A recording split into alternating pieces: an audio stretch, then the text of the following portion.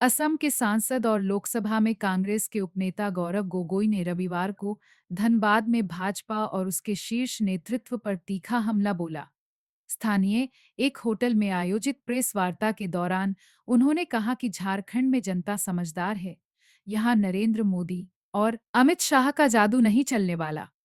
India गठबंधन की सभाओं में उमड़ती भीड़ इस बात का प्रमाण है कि झारखंड में एक बार फिर हेमंत सोरेन के नेतृत्व में इंडिया महागठबंधन की सरकार बनेगी। गोगोई ने कहा कि झारखंड में जब से झारखंड मुक्ति मोर्चा जेएमएम और कांग्रेस की सरकार बनी है, भाजपा ने इसे अस्थिर करने की हर संभव कोशिश की। पहले विधायकों की खरीद फरोख्त का प्रयास किया गया और जब इसमें विफल रहे तो गठबंधन के नेताओं को झूठे आरोपों में फंसाने की साजिश की गई। लेकिन झारखंड की जनता भाजपा के इन षड्यंत्रों को समझती है।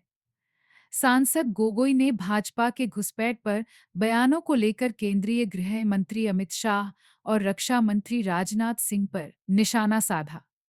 उन्होंने कहा कि अगर देश में घुसपैठ हो रही है तो इसके लिए वही जिम्मेदार है। ऐसे में दोनों मंत्रियों को अपने पद से इस्तीफा दे देना चाहिए। यह उनकी प्रशासनिक विफलता को दर्शाता है। गोगोई ने कहा कि झारखंड में पहले चरण के चुनाव में जनता ने सूझबूझ दिखाते हुए इंडिया गठबंधन का समर्थन किया है।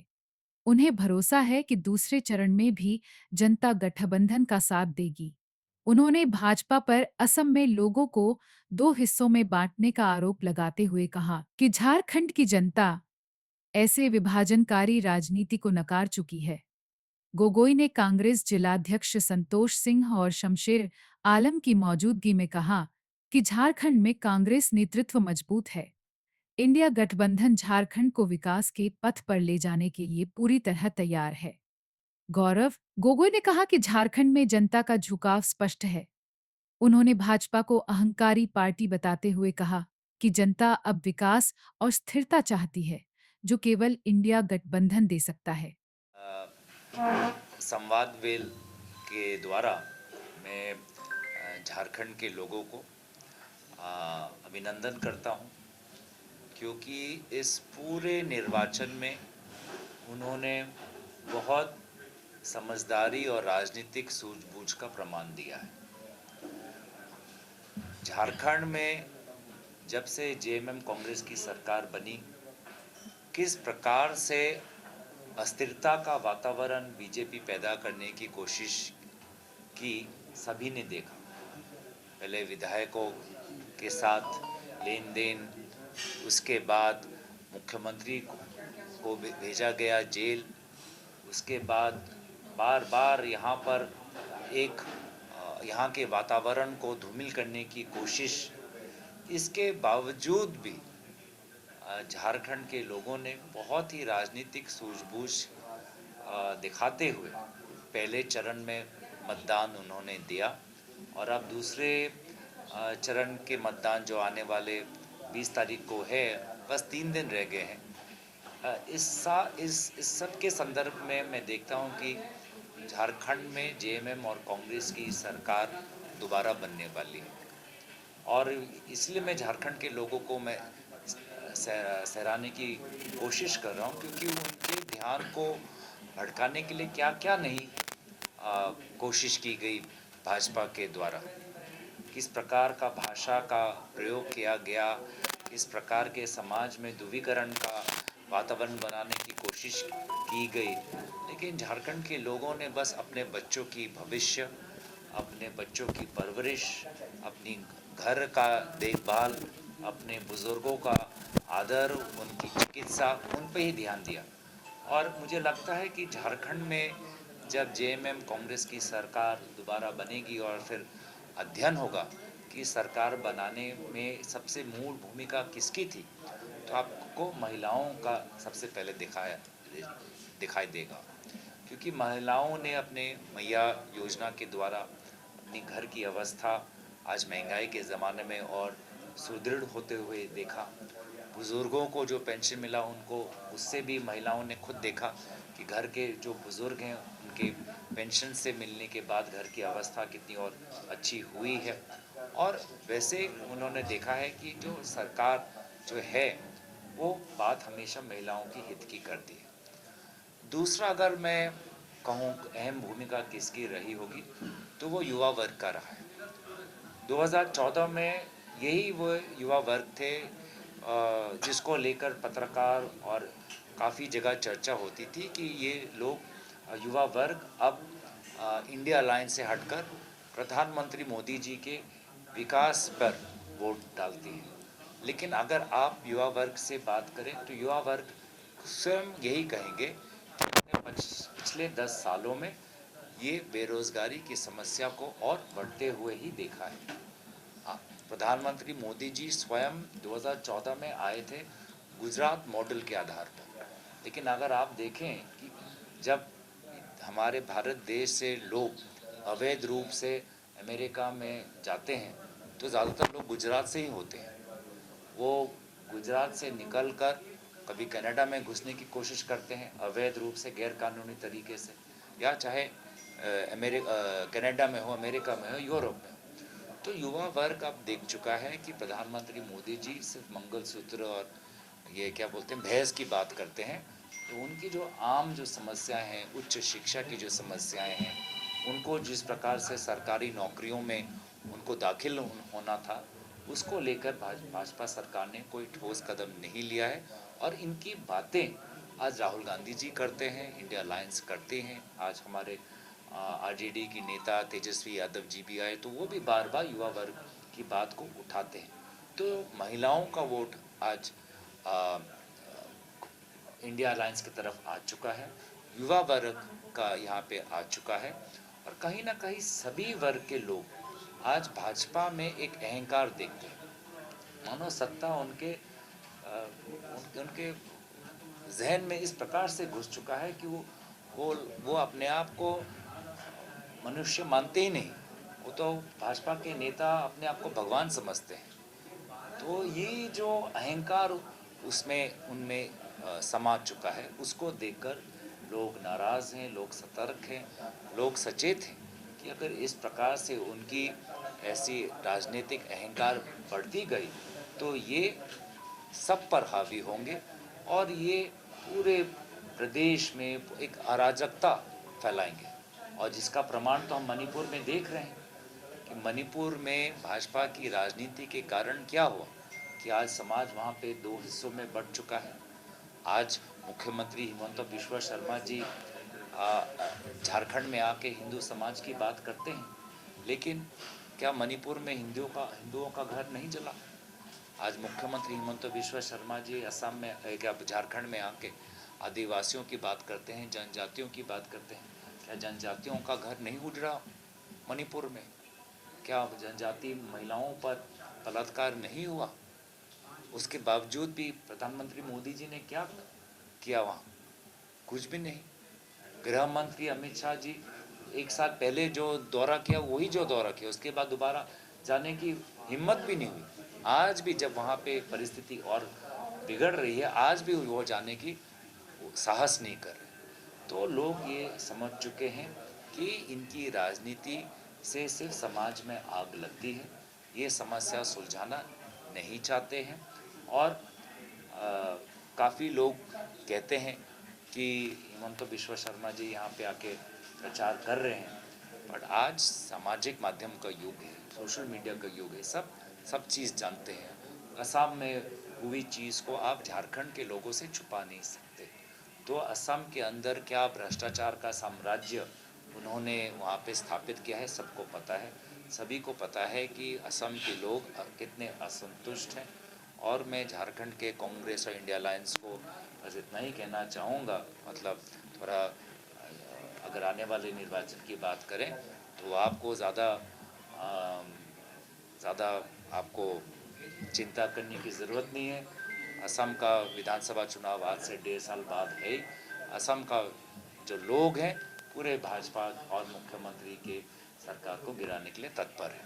बस वो इंतज़ार कर रहे हैं कि वोट कब वो दे पाएंगे। तो इसीलिए असम के लोग भी जानते हैं कि आदिवासियों समाज के साथ कितना वहाँ पे नाइंसाफ़ी हुई है। आदिवासियों के ज़मीन को लेकर अडानी को किस प्रकार से दिया जा रहा है। भाजपा के नेता आज हिंदू धर्म पे यहाँ पे प्रचार करते हैं और वहाँ गाय की तस्करी में किस प्रकार से वो वहाँ पे शामिल है। पूरा जो सिंडिकेट का वहाँ पे जो चल रहा है, चाहे कोयला का हो, पत्थर का हो, वहाँ पे भाजपा के नेता शामिल हैं। तो ये सब चीज़ झारखंड के लोग समझते हैं और इसलिए मुझे लगता है कि भाजपा के नेताओं का प्रचार का प्रभाव झारखंड पे नहीं पड़ा है। अगर प्रभाव पड़ा है तो ईमानदारी का प्रभाव पड़ा है। राहुल गांधी जी जो संविधान के प्रति जो उनका कर्तव्य है उसका प्रभाव पड़ा है, और जो काम जेएमएम कांग्रेस कर रही है उस पर झारखंड के लोगों की सोच के विचार पर प्रभाव पड़ा है। तो मैं दोबारा झारखंड के लोगों को की मैं प्रशंसा करना चाहूँगा कि इतना होने के बावजूद भी वो जो एक बहुत सूझबूझ से और शांत से वो विचार कर रहे हैं। सभी को बातें सुनते हुए वो आने वाले समय में कांग्रेस और जेएमएम की सरकार यहाँ पे दोबारा पूर्ण बहुमत से बनाने के लिए अभी तैयार है। सर, एक छोटा सवाल है।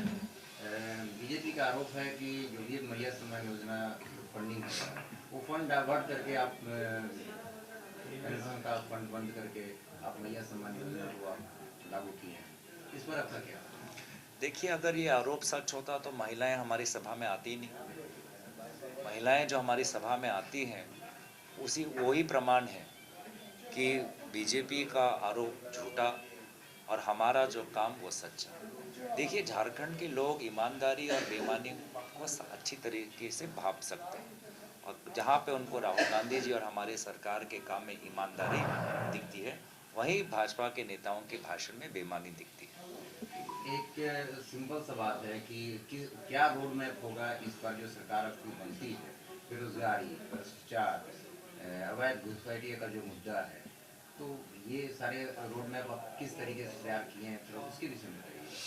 क्या कितनी सरकारी नौकरियां आप देंगे? देखिए, जहाँ पे जो मैनिफेस्टो है उसमें तो आपको झलक पूरा वहाँ पे आपको मिल गया है। जो गारंटीज है वहाँ पे पूरी जानकारी आपके पास है।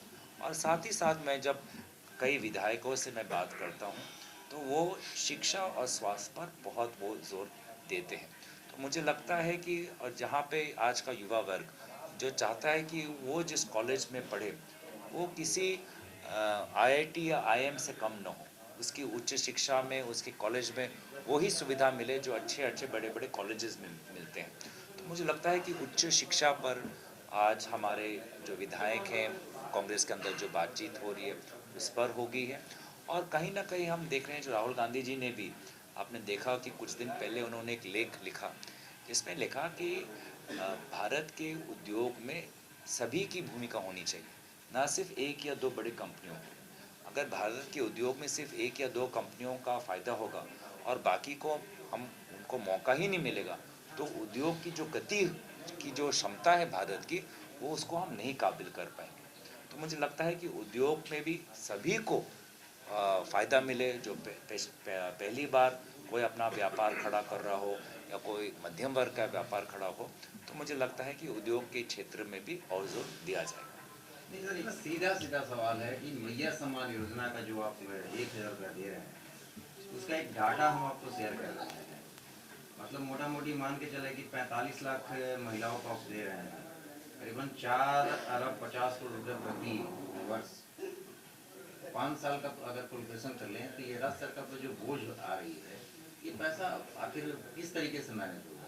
एक सिंपल सा डाटा है। ये 45 लाख महिलाओं को दे रहे हैं ना आप? बेशक बेशक। तो ये सवाल अगर मैं अगर आप कांग्रेस का भी पूछे, भाजपा को भी पूछे, क्योंकि वो भी तो दे रहे हैं, है कि नहीं। पर हम ये देख रहे हैं कि जहाँ पर जब कांग्रेस की सरकार होती थी या इंडिया अलायंस की सरकार होती थी हम लोगों को मदद भी करते थे, और जो हमारा जो राज्य सरकार की जो वित्तीय स्थिति थी वो लगभग ठीक ठाक थी।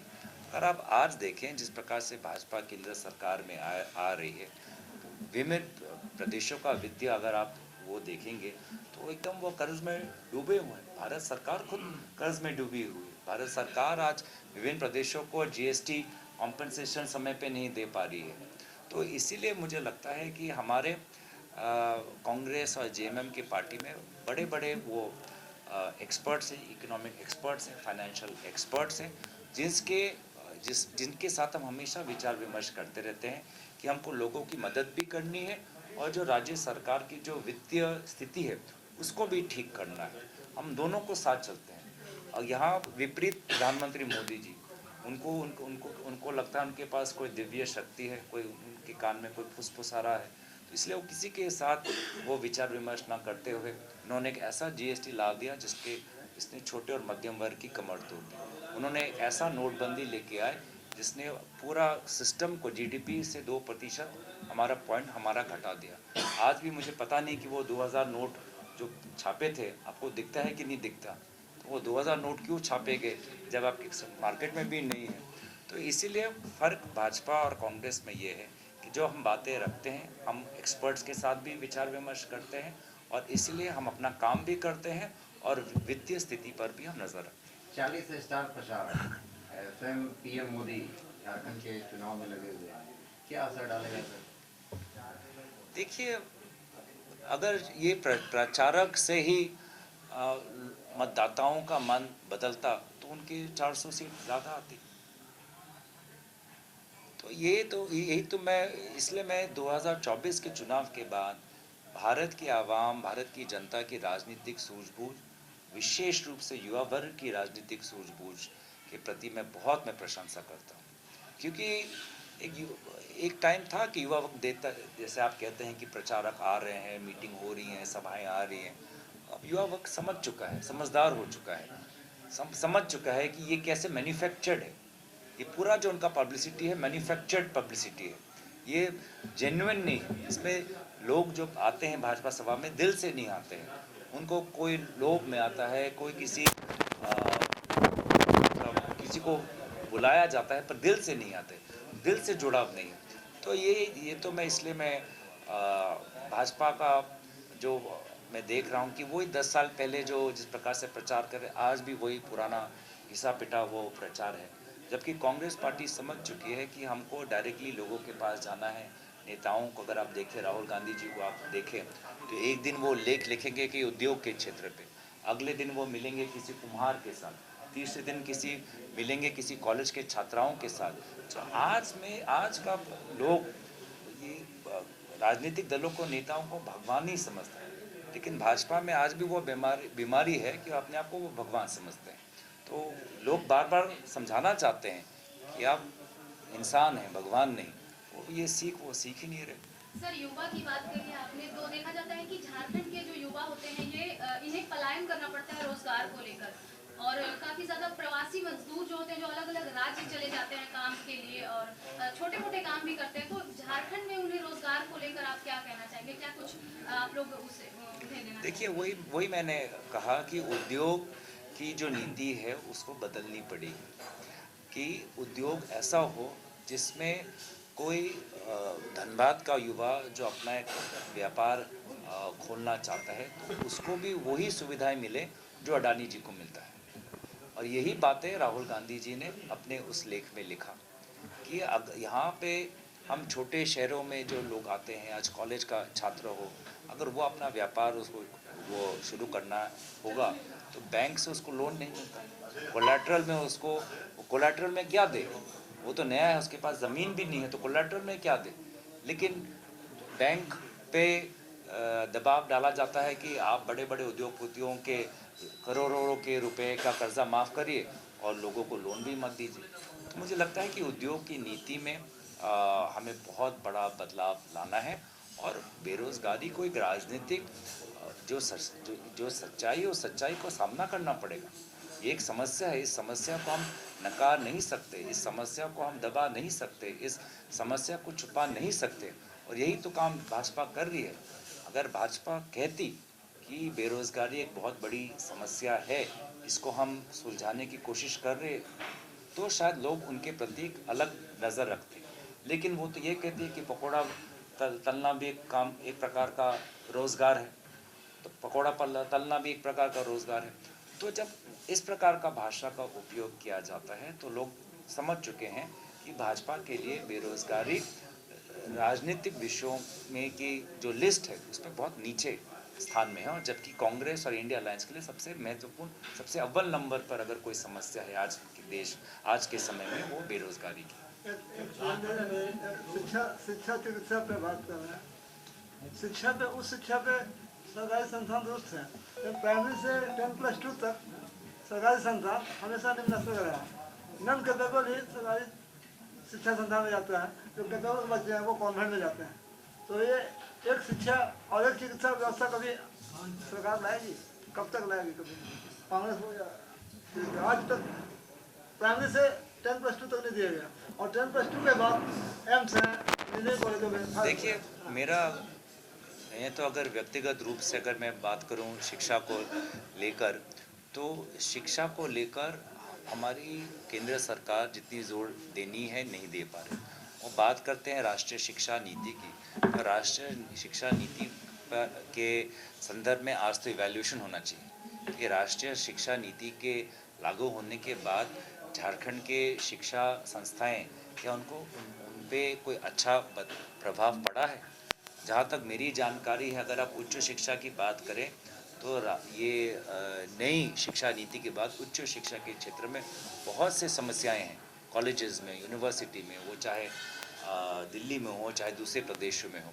तो उसी प्रकार से मुझे लगता है कि शिक्षा को लेकर भाजपा ने बस इतना ही उन्होंने प्रयत्न किया है कि शिक्षा की संस्थाओं का जो मुखिया हो वो आरएसएस का हो। इसके अलावा उन्होंने और कोई ध्यान नहीं दिया है कि सरकारी स्कूलों में, जैसे कि आपने कहा कि हम बजट का और आवंटन कैसे करें, या सरकारी स्कूलों में जो हमारे शिक्षक हैं उनके साथ मिलकर हम कैसे और उनको मदद करें। तो बहुत से ये चीज़ें हैं जिसमें प्राथमिकता देनी चाहिए। और आप तो देखते हैं, हम तो बात करते हैं शिक्षा की, आप जाइए भाजपा के नेताओं के भाषण को सुनिए, पढ़िए, शिक्षा के उल्लेख कहाँ करते हैं, स्वास्थ्य का उल्लेख कहाँ करते हैं, बेरोजगारी का उल्लेख कहाँ करते हैं? हम तो बात करते हैं, हम नहीं कहते हैं कि ये समस्या हम समाधान कर देंगे, पर समस्या तो है, इसको हम स्वीकारते हैं। आप अपने स्टेट में प्राइमरी से अभी आप पूछे पूरे, आप पूछिए, एक एक सवाल एक एक आदमी पूछ लिए। जिम्मेवारी किसकी है? केंद्र सरकार की। भाजपा कहती है कि घुसपैठिया एक विशेष देश से आते हैं, उस देश के साथ तो प्रधानमंत्री मोदी जी का बड़ा अच्छा संबंध है। प्रधानमंत्री मोदी जी उस देश के मुखिया के साथ कितने बार मिले हैं, कितने बार उनके साथ घुसपैठिया का मामला उठाया है। मैं तो जानना चाहूँगा कि प्रधानमंत्री मोदी जी पूर्व की बांग्लादेश की सरकार और वर्तमान की बांग्लादेश की सरकार के साथ कितने बार इस मुद्दे को उठाया है, या ये मुद्दा सिर्फ चुनावी भाषणों में सुनाया जाता है? अगर समस्या है तो साबित करके दिखाइए। कौन सा समझौता आपने बनाया बांग्लादेश की सरकार के साथ ताकि घुसपैठियों को वापस भेजा जाए? तो वहाँ पर तो जब फोटो खींचते हैं शेख हसीना जी के साथ, तब तो ये बातें नहीं उठाए जाते हैं। क्यों नहीं उठाए जाते हैं? अगर इतने ही तत्पर है तो सीमा सुरक्षा बल पर उनको और क्या ताकत दिया गया, बॉर्डर सिक्योरिटी फोर्स को और क्या ताकत दिया? बांग्लादेश की सरकार के साथ मोदी जी ने मुद्दा कितने बार उठाया है, वर्तमान की सरकार के साथ कितने बार ये मुद्दा उठाया है? तो ये बातें भी उनको स्पष्ट कर देना चाहिए। झारखंड सरकार इस पर क्या पहल कर रही है? देखिए, यहाँ पर जैसे कि मैंने कहा कि जो भी कानून में है, कहीं भी अगर कोई रिपोर्ट आता है तो सरकार इस मुद्दे को लेकर हर रिपोर्ट, हर वो एफआईआर, हर उस पर वो ध्यान देगी। लेकिन अभी निर्वाचन के समय हम लोग समझ रहे हैं कि ये जो भाषा का प्रयोग किया जा रहा है वो किस राजनीतिक संदर्भ में किया जा रहा है, लोग समझ चुके हैं।